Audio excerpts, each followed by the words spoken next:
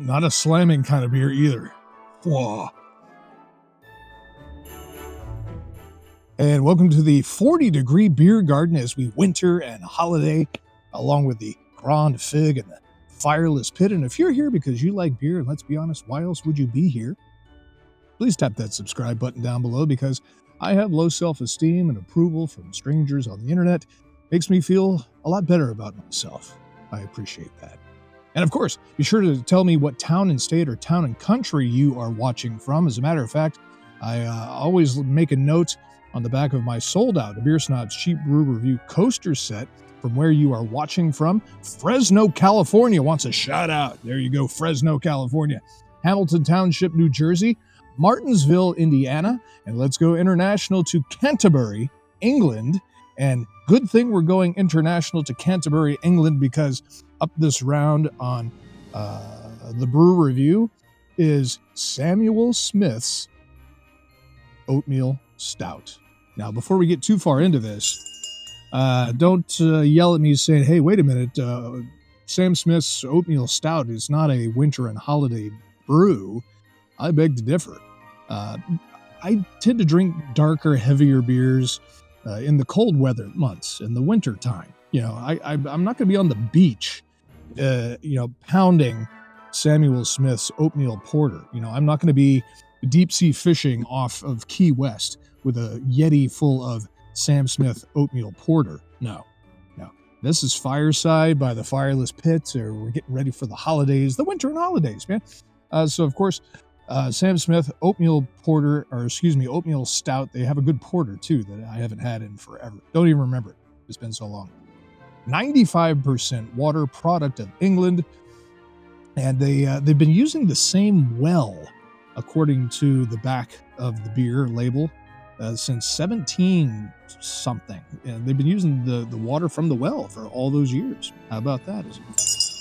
So it's got to be good stuff. Of course, we're going to be drinking out of the very festive green label Beer Snob's sold out Cheap Brew Review pint glass. Very good. Let's go ahead and pop the top on this foiled.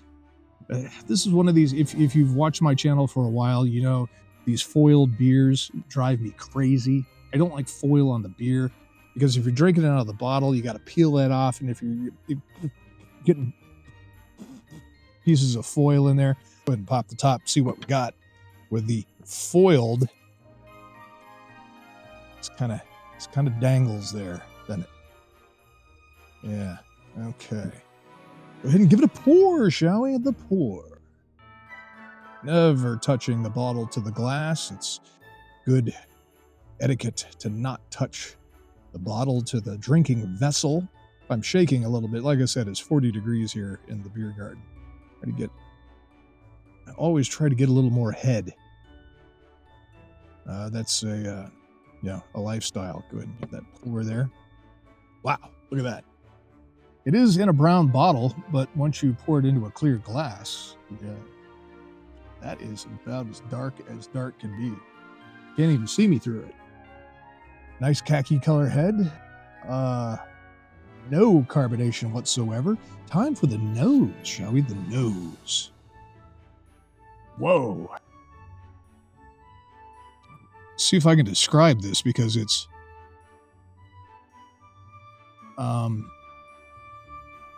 fermented in open-topped stone Yorkshire squares. I don't know what that means, but it smells old. And it doesn't smell bad, but it does smell old. You know how sometimes when you go into like an old house, not musty, but you can tell there's some history there? I don't know if it's the water that they're using, but and it's not a bad smell. It's just like a smell of history. Almost a bit of a sherry kind of a nose. I'm not getting any hops at all. Fair amount of malt.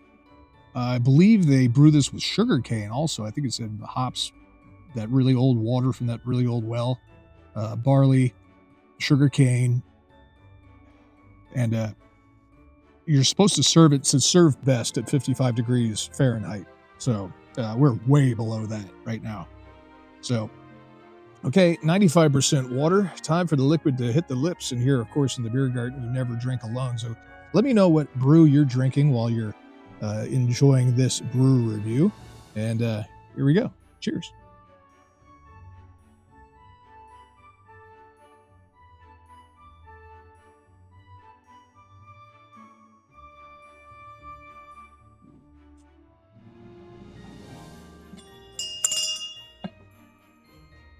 Not a slamming kind of beer either. Whoa. Wow. Okay. I never finished the nose. There's a little bit of a plum in there, maybe a little bit of a raisin. That's kind of what I was pulling out of that. And initially, right on the front of the tongue when you're starting to drink it, I get that raisiny plum, some type of a red fruit right on that. Wow. It's not heavy. Look, for a beer that dark, you think it would be heavy. It's not. It's packed full of weird flavor. And I don't mean weird in a bad way. Very unusual. Hold up the bottle. They're yelling at me. Hold up the bottle. A very unusual. While I was drinking that, I was getting visions of like felt, some wool, leather, maybe a hunting cabin somewhere in the Yorkshire countryside of the UK in England. Sam Smith's old brewery, Lancaster, the celebrated oatmeal stout. I don't get any taste of oatmeal, not at all. But yeah, just a very historied type of taste to it. Not alcohol-y at all. And again, it's only 5%, so I really wouldn't expect that. But really, maybe throw some cigar in there, perhaps. What is that you? I'm not a cigar smoker, but when you're smoking a cigar and you're drinking a glass of what? What is that? Is that sherry? I don't know. Somebody tell me what's the alcohol you drink while you're smoking a cigar? I'm getting a little hints of that. I smoked a cigar once and had some of that, whatever that was that you drink with it. It kind of throws me back. But a very, very adult beer. Yeah. You're not going to be beer bonging this on the beach at spring break. No. Like I said, this is a hunting cabin.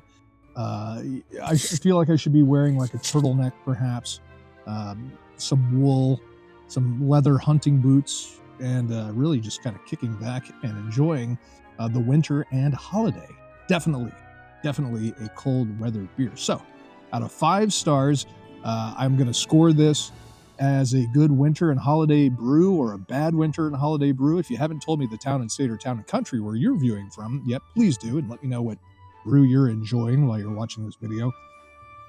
Out of 5 stars, it is so unusual, but it tastes classy. I think 4 of these, and this is half a liter bottle. 4 of these run about $15. I didn't go all in. I bought 1 bottle for $2.99, and I got that at World Market. And so, out of 5 stars, I'm definitely putting you up on the 4 shelf. It's quality, it's class, it's old school, old country brew, full of flavor, rather unusual, rather quizzical, and somewhat confusing. 4 shelf, definitely 4.97 out of 5 stars. Yeah, really. Wow.